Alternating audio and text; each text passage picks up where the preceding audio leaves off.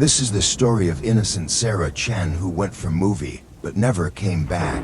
So make sure to subscribe the channel. Let's go to theater. The Paramount Theater stands like a monument to a forgotten era, its Art Deco facade gleaming under the pale streetlights of downtown.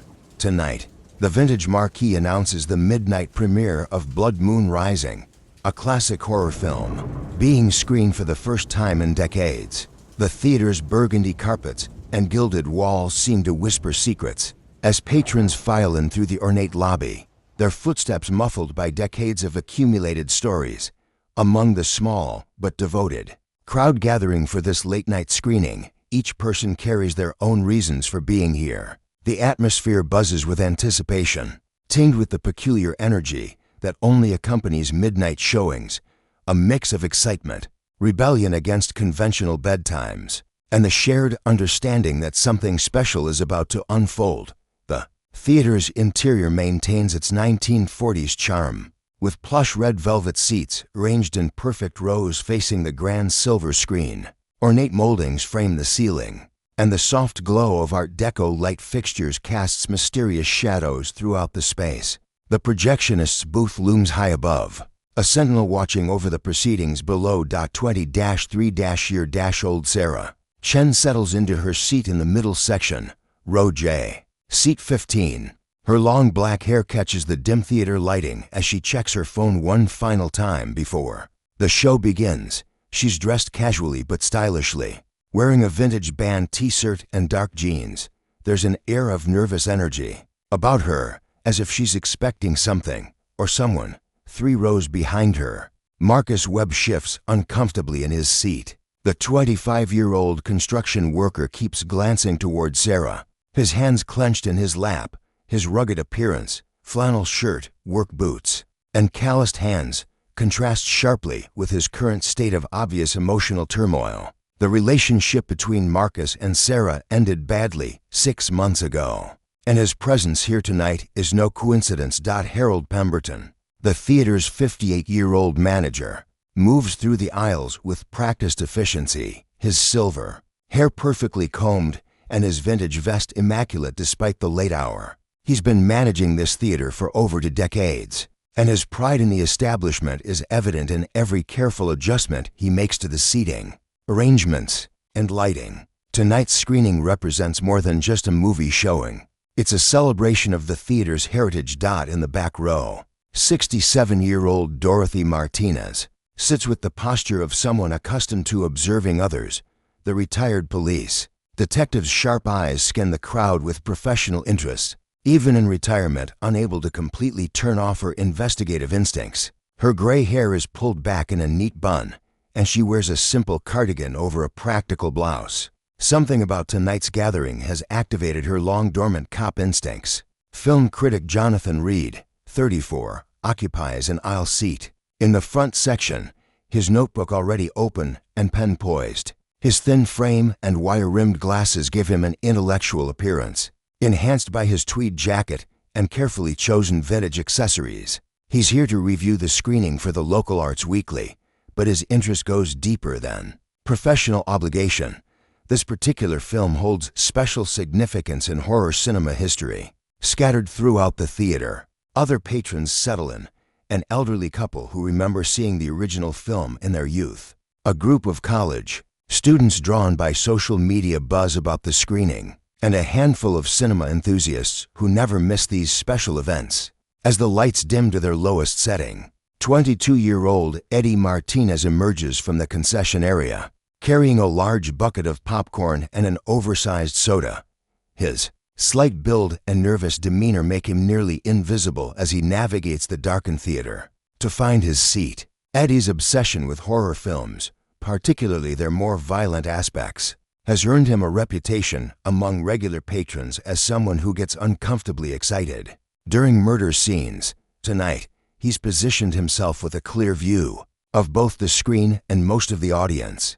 The projectionist's booth comes alive as the ancient but well-maintained equipment whirs to life. The beam of light cuts through the darkness, and the familiar countdown begins. The audience settles into that special hush that precedes a film screening. A collective intake of breath before the shared experience begins. In the concession area, 28-year-old Tommy Nguyen finishes his cleaning routine, wiping down the glass cases and organizing the candy displays with meticulous care. His friendly smile and helpful demeanor have made him a favorite among regular customers, though few know much about his life outside the theater. Tommy's been working at the Paramount for 3 years, and his enthusiasm for making every patron's experience perfect has never wavered. He moves through his duties with quiet efficiency, occasionally glancing toward the theater doors as the film begins. Near the theater's service entrance, 41-year-old Robert Kim pushes his cleaning cart through the lobby's side corridors. The janitor's responsibilities extend beyond simple maintenance. He knows every corner, every hidden passage, and every quirk of the old building. His quiet presence has made him nearly invisible to most patrons, which suits him perfectly. Robert has developed an intimate knowledge of the theater's rhythms and the habits of its regular visitors. Blood Moon Rising flickers to life on the screen, its black and white imagery stark and dramatic against the theater's darkness. The 1950 horror film tells the story of a small town terrorized by a mysterious killer who strikes during the full moon. The film's atmospheric cinematography and innovative use of shadow and light create an perfect backdrop for the evening's events. The audience becomes absorbed in the on-screen drama, their attention focused entirely on the unfolding story. The film's protagonist, a young woman not unlike Sarah Chen, moves through fog-shrouded streets while an unseen menace stalks her every step. The parallel between fiction and reality remains unknown to everyone present. As the movie progresses through its first act, the theater becomes a world unto itself, sealed off from the outside by darkness and the shared hypnosis of cinema. The patrons' faces, lit intermittently by the screen's glow, show varying degrees of engagement with the film. Some lean forward in fascination, others settle back in comfort, and a few seem distracted by thoughts that have nothing to do with what's playing before them. The film's score, a haunting composition of strings and brass, fills the space, masking any small sounds that might otherwise draw attention. The vintage theater's excellent acoustics ensure that every musical note and dialogue line reaches every seat with crystal clarity. Somewhere between the film's first and second acts, as the on-screen tension builds toward a climactic murder scene, reality and fiction begin to blur in ways the audience cannot perceive. The theater's darkness provides perfect cover for movement, while the film's dramatic soundtrack masks any sounds that might otherwise alert the crowd to what's transpiring just rows away. Sarah Chen's attention drifts from the screen as she becomes aware of a presence nearby. The theater's layout, with its multiple aisles and exits, allows for movement that goes unnoticed by patrons focused on the film. In the darkness, shapes and shadows take on ambiguous meanings, and the line between what's happening on screen and what's happening in the theater begins to blur. The film reaches its pivotal murder scene, a masterfully crafted sequence where shadows and suggestion create more terror than explicit imagery. The audience watches in rapt attention as the fictional killer stalks his prey through a series of darkened corridors that mirror, in many ways, the very theater in which they sit. Tommy Nguyen moves through the theater with practiced stealth, his knowledge of the building's layout allowing him to navigate even in the darkness. His friendly exterior masks a mind that has been planning this night for months, studying patterns, timing, and opportunities. The film playing on screen isn't just entertainment for him, it's inspiration, a blueprint for the perfect crime. As the fictional murder plays out on screen in stark black and white, a real crime unfolds in the darkness of Row J. The theater's vintage architecture, with its ornate columns and deep shadows, provides perfect concealment for actions that would be impossible in a modern multiplex. The act is committed with precision and silence, timed to coincide with the film's most distracting moments. The film concludes to modest applause from the satisfied audience. As the credits roll and the house lights gradually brighten, the transition from the movie's dark world back to reality begins. Patrons stretch in their seats, discussing their impressions of the film and gathering their belongings in preparation for departure. It's Jonathan Reed, the film critic, who first notices something amiss, from his aisle seat. He has a clear view of the theater's midsection, and what he sees causes him to freeze mid-sentence in his conversation with another patron. Sarah Chen remains motionless in her seat, her head tilted at an unnatural angle, her body positioned in a way that suggests something far more serious than sleep. The critic's sharp intake of breath and sudden stillness draws the attention of others nearby. Harold Pemberton, ever vigilant about his theater's atmosphere, quickly moves to investigate.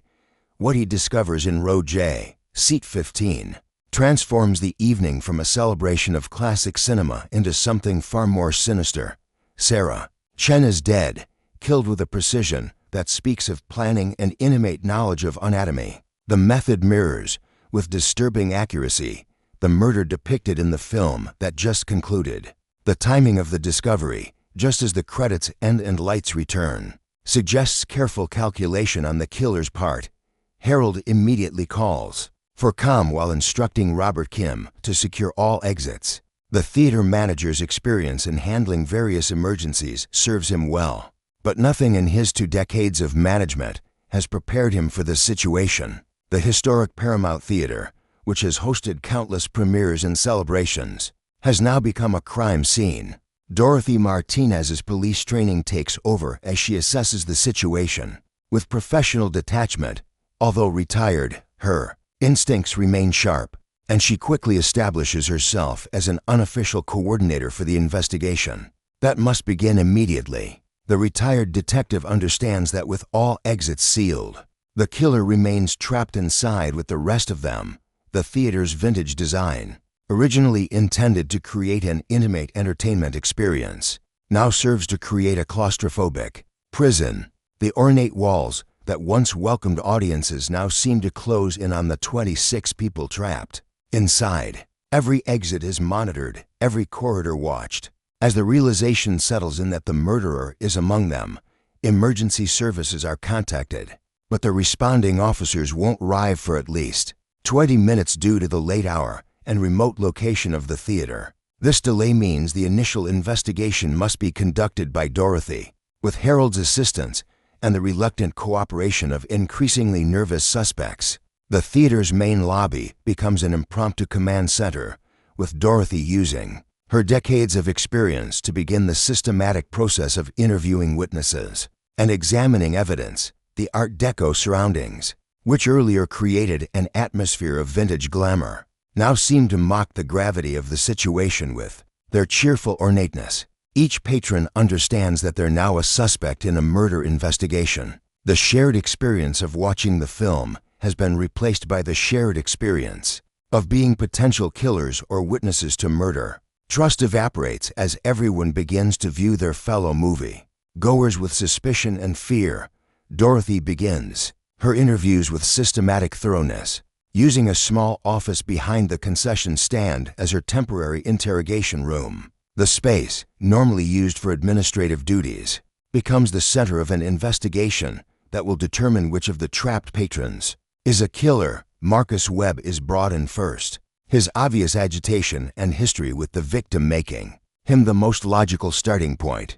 The construction worker's hands shake as he describes his relationship with Sarah, the bitter arguments that led to their breakup, and his decision to attend tonight's screening. His alibi seems weak. He claims to have been watching the film, but admits to being distracted by thoughts of his ex-girlfriend. The interrogation reveals the depth of Marcus's obsession with Sarah. He confesses to following her occasionally, to calling her repeatedly despite her requests for no contact, and to harboring fantasies about reconciliation that bordered on stalking behavior. His knowledge of her schedule and habits paints a disturbing picture of a man unable to accept the end of their relationship. However, Marcus's emotional state seems genuine in its anguish. His tears and obvious distress appear to be the reactions of a man confronted with the death of someone he loved obsessively, rather than the calculated responses of a killer covering his tracks.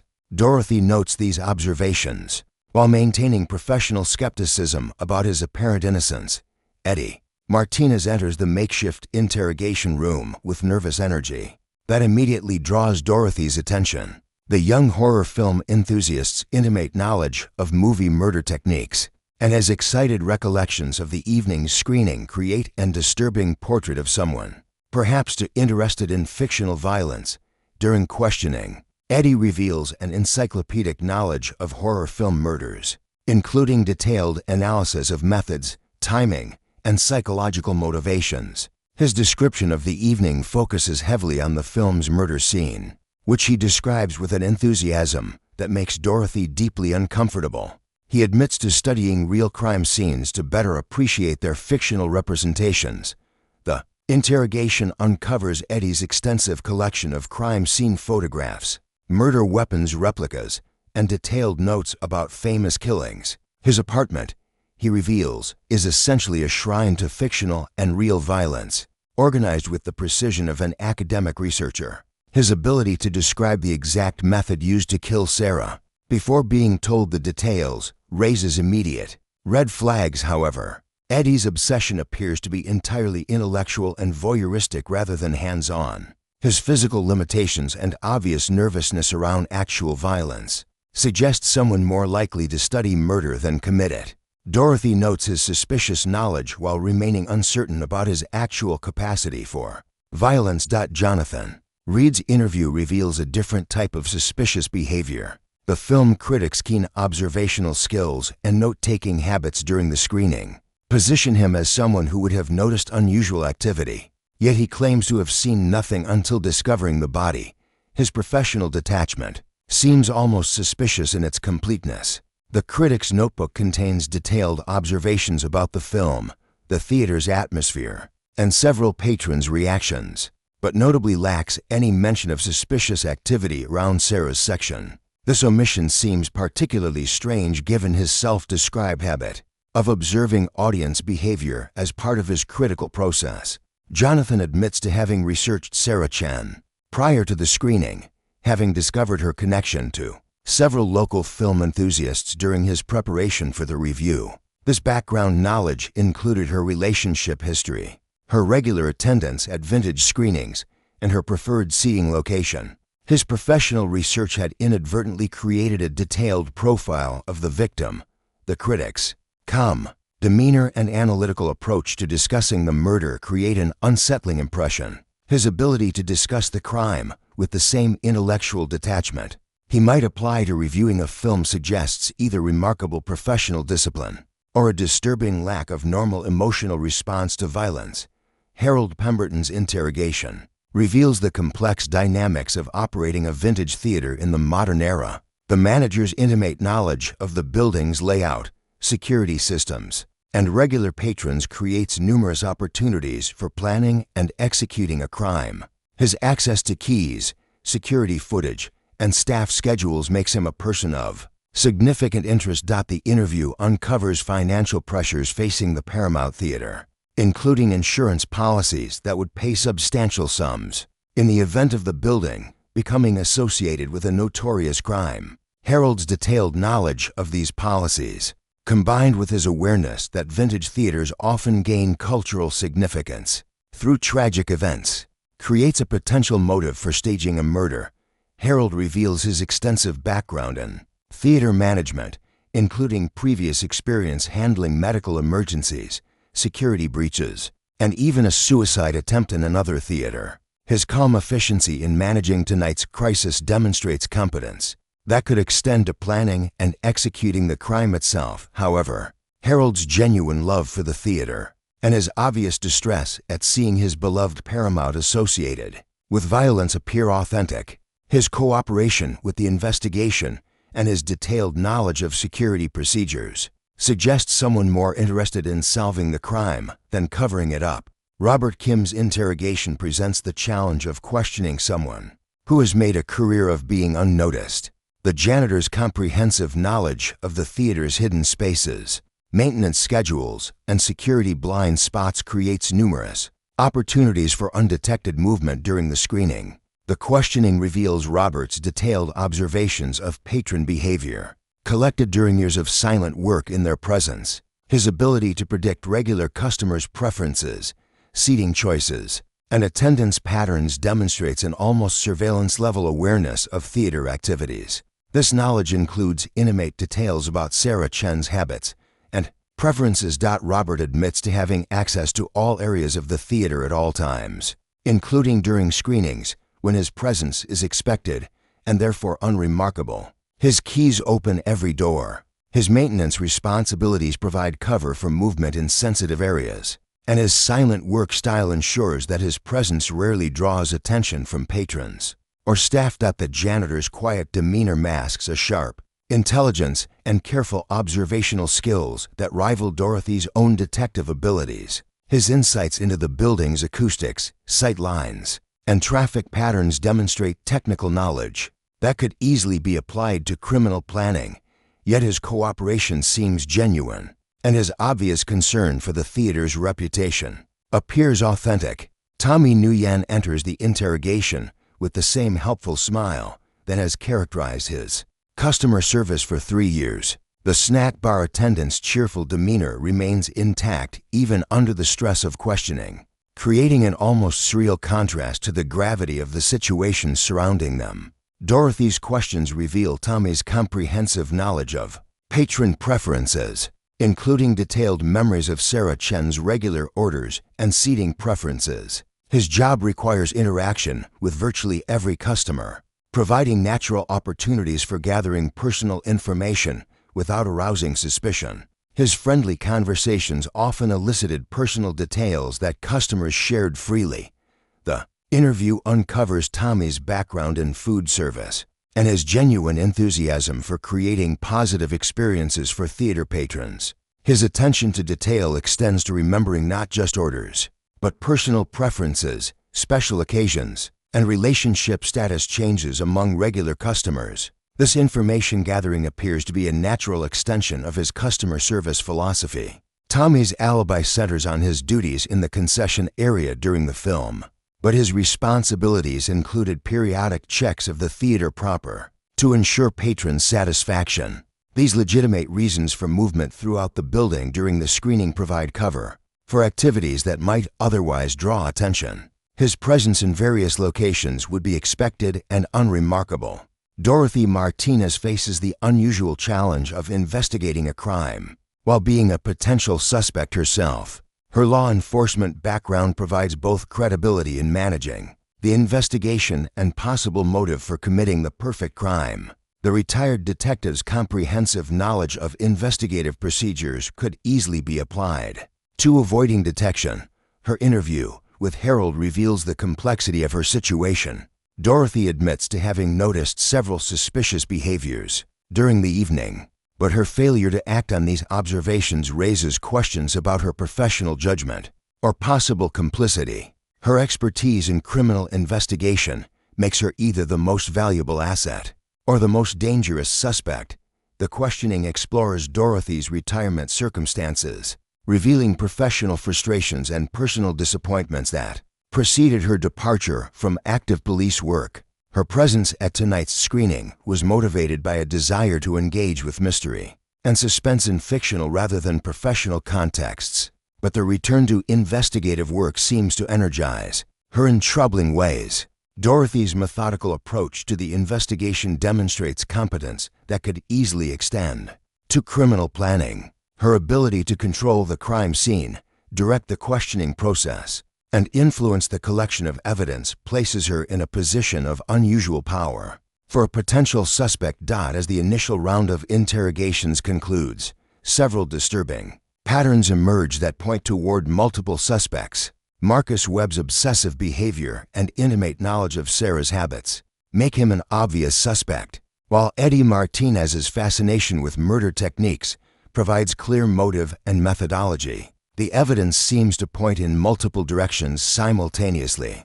Physical evidence collected from the scene includes fibers that could match clothing worn by several suspects, fingerprints that belong to multiple patrons who had legitimate reasons for being near Sarah's seat, and timing evidence that allows for several possible scenarios. The killer's careful planning has successfully created ambiguity about both method and opportunity.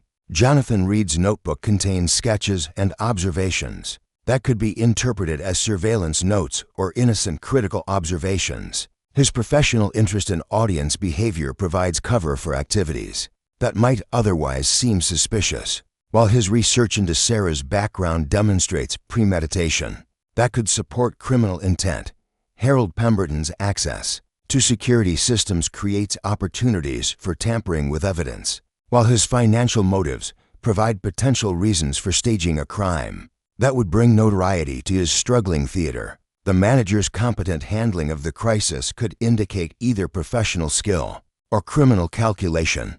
Dorothy begins to construct a psychological profile of the killer based on the evidence collected and behavioral observations made. During the interrogations, the crime's execution demonstrates careful planning, intimate knowledge of the victim's habits, and sophisticated understanding of both the theater's layout and the film's content. The killer's ability to execute the murder during the film's most distracting sequence suggests someone with detailed knowledge of the movie's timing and content. This level of preparation indicates either professional familiarity with the film or extensive advanced research into its structure and key scenes. The method used mirrors the fictional murder with disturbing accuracy, suggesting someone who studied the film specifically to replicate its technique. The psychological need to connect reality with fiction indicates a mind that may have difficulty distinguishing between entertainment and actual violence, or someone who deliberately chose to blur those boundaries. The killer's success in remaining undetected during the act itself demonstrates either exceptional luck or superior planning and execution. The ability to commit murder in a crowded theater without drawing attention requires skills that suggest either professional training or extensive practice in unobserved movement. Harold Pemberton reluctantly reveals the existence of security cameras that have been recording throughout the evening. The theater's vintage aesthetic conceals modern security equipment installed to protect against theft and vandalism. The footage provides crucial evidence that could identify the killer or eliminate suspects.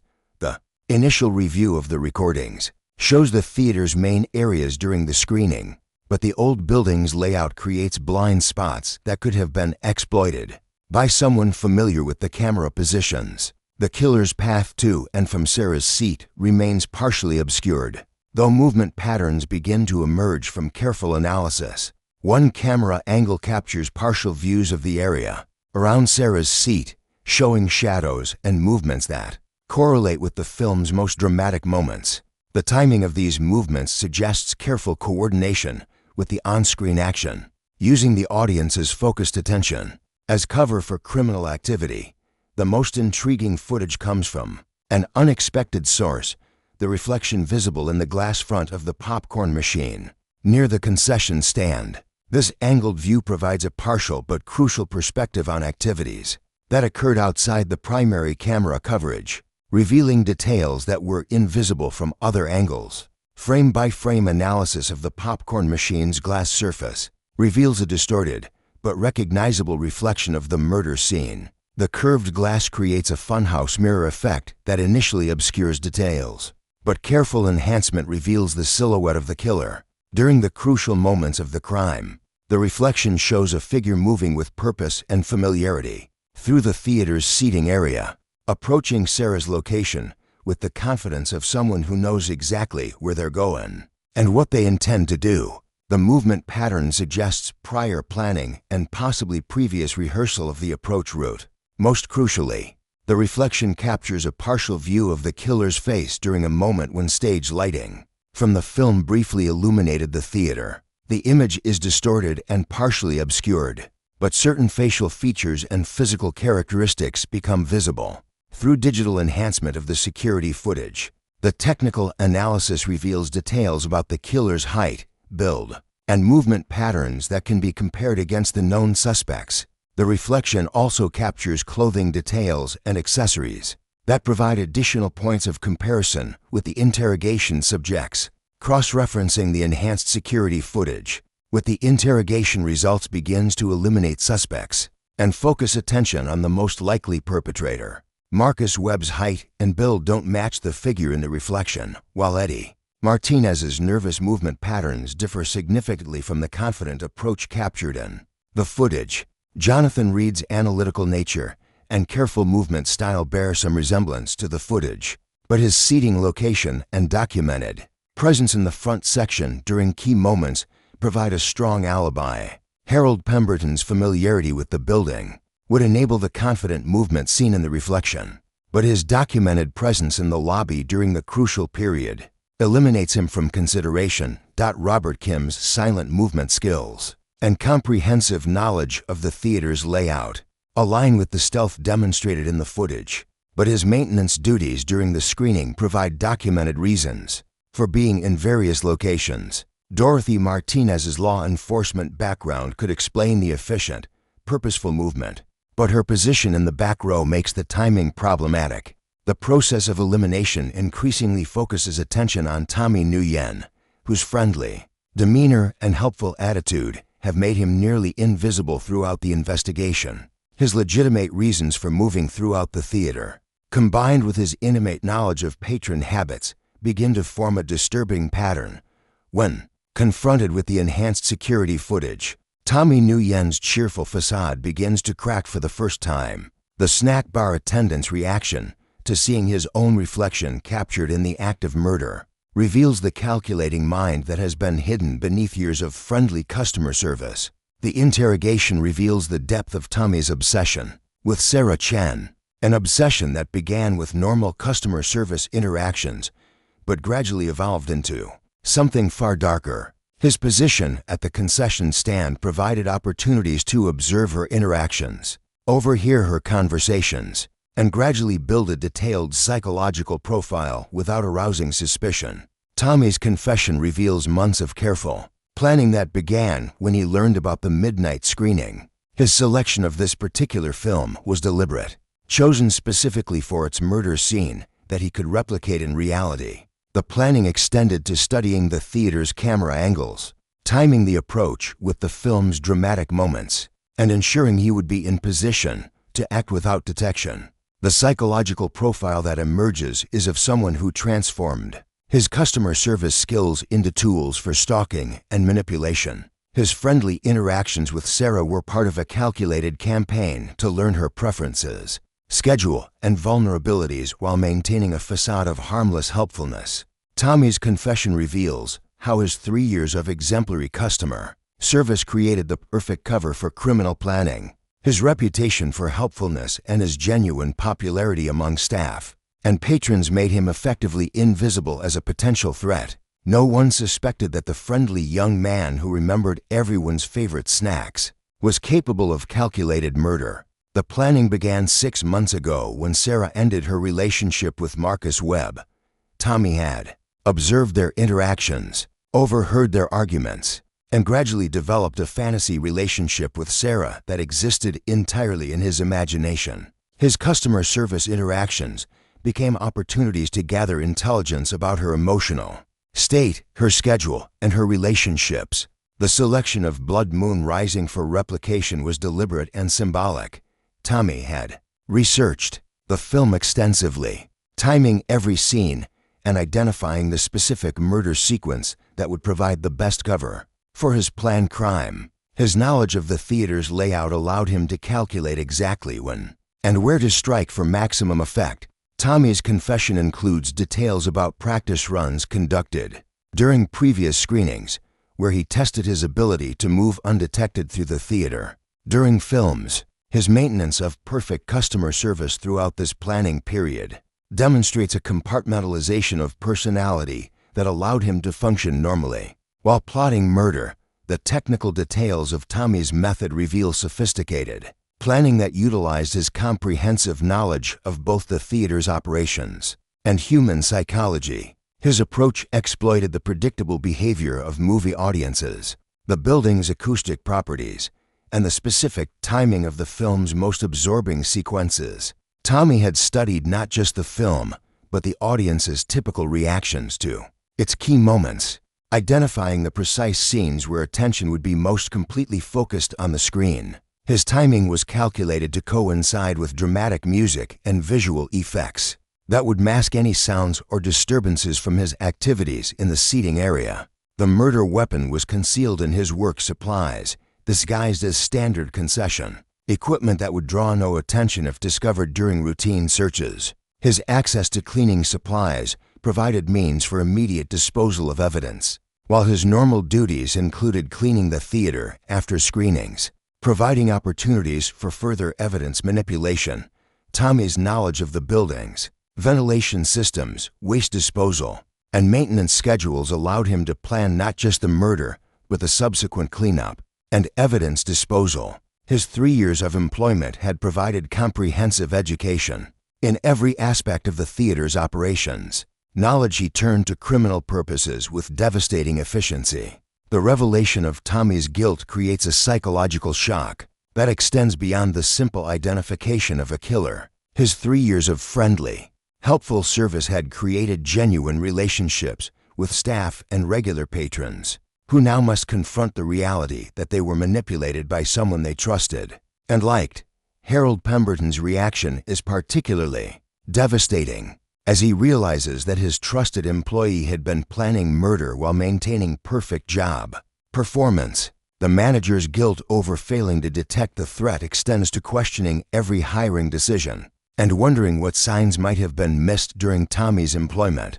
Regular patrons who had shared personal information with Tommy during friendly conversations now realized that their trust was exploited for criminal intelligence gathering. Sarah herself had confided details about her relationship problems and personal schedule to someone she viewed as a harmless, sympathetic listener. The staff members who worked alongside Tommy must confront the possibility that his helpfulness and team spirit were calculated performances designed to maintain his position and access. The psychological violation extends beyond the murder itself to encompass years of manipulated relationships and false friendship. Tommy's complete confession fills in the remaining details of how the murder was planned and executed with precision that rivals any fictional crime. His insider knowledge of theater operations provided advantages that would have been impossible for an outside perpetrator to obtain or exploit.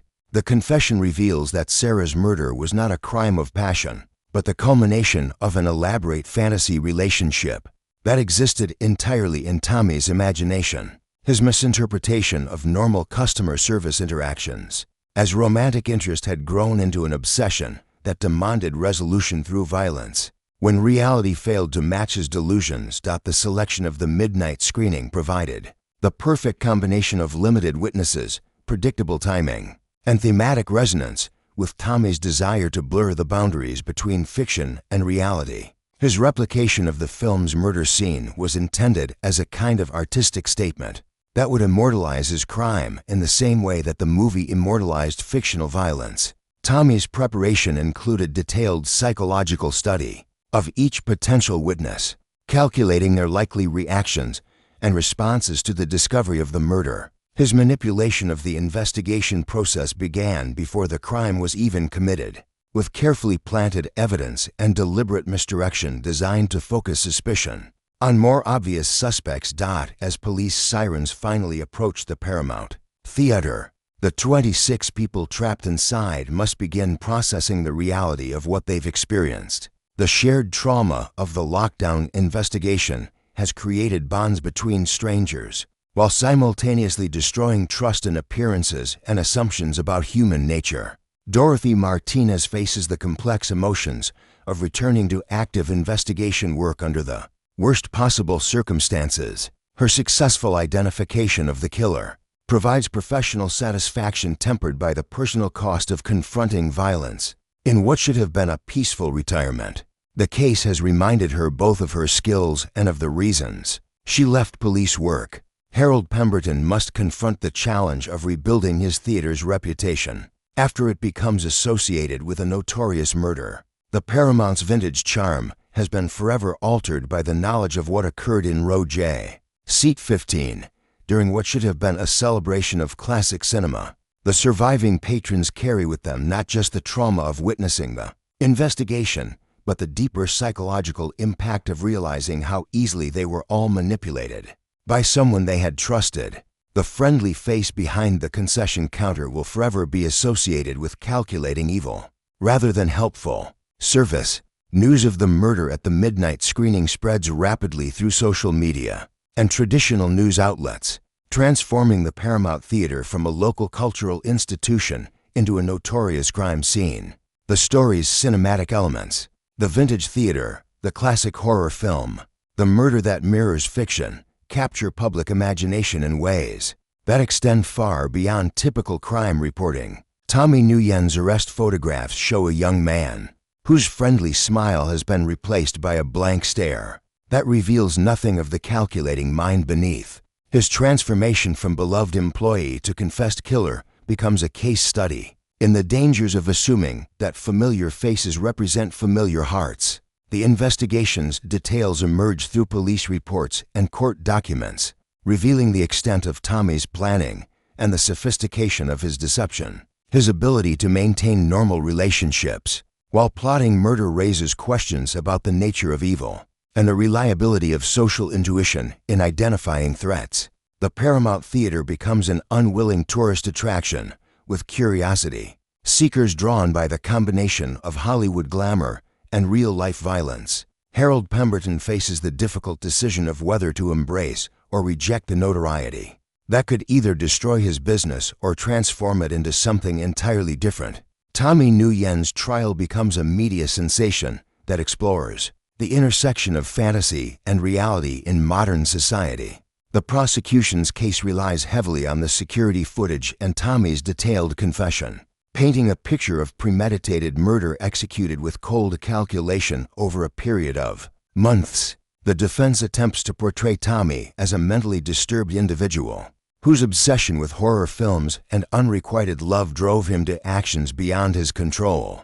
The strategy requires confronting the overwhelming evidence of careful planning and sophisticated manipulation that characterized every aspect of the crime. Expert testimony explores the psychology of workplace violence and the particular dangers posed by individuals who use positions of trust to gather intelligence about potential victims.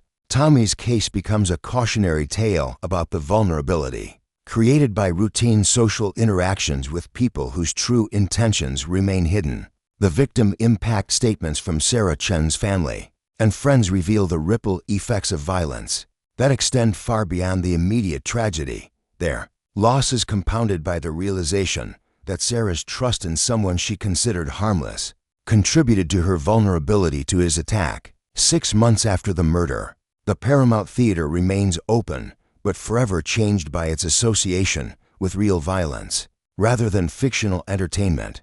Harold Pemberton's decision to continue operating the venue represents both economic necessity and a refusal to allow evil to triumph over the institution. He has devoted his career to preserving. The theater's programming now includes discussions and educational events about the intersection of media violence and real-world behavior, transforming the tragedy into opportunities for community dialogue about difficult topics. The vintage venue has become a place where entertainment and education merge in ways Harold never anticipated. Dorothy Martinez has returned to full retirement, but her involvement in solving the case has rekindled her interest in consulting work with other police departments facing unusual crimes. Her experience at the Paramount has demonstrated that her investigative skills remain sharp. Despite years away from active police work, the surviving witnesses continue to process their experience through therapy, support groups, and personal reflection on how the trauma has changed their relationship with entertainment and their ability to trust others. The shared experience has created lasting bonds between some while driving others to avoid any reminder of that night. The Paramount Theater's midnight screening of Blood Moon Rising has become a watershed moment in discussions about the relationship between entertainment violence and real-world crime. The case study is examined in criminal justice courses, psychology programs, and media studies curricula as an example of how fiction and reality can intersect in dangerous ways. Tommy Nguyen serves a life sentence without possibility of parole, his case file becoming required reading for law enforcement professionals, studying the psychology of workplace violence and the dangers of misplaced trust. The Vintage Theater continues to show classic films, but the ghost of that midnight screening lingers in every darkened row, a reminder that sometimes the most dangerous monsters are not the ones on screen, but the ones sitting quietly among us, wearing friendly faces and harboring unimaginable secrets.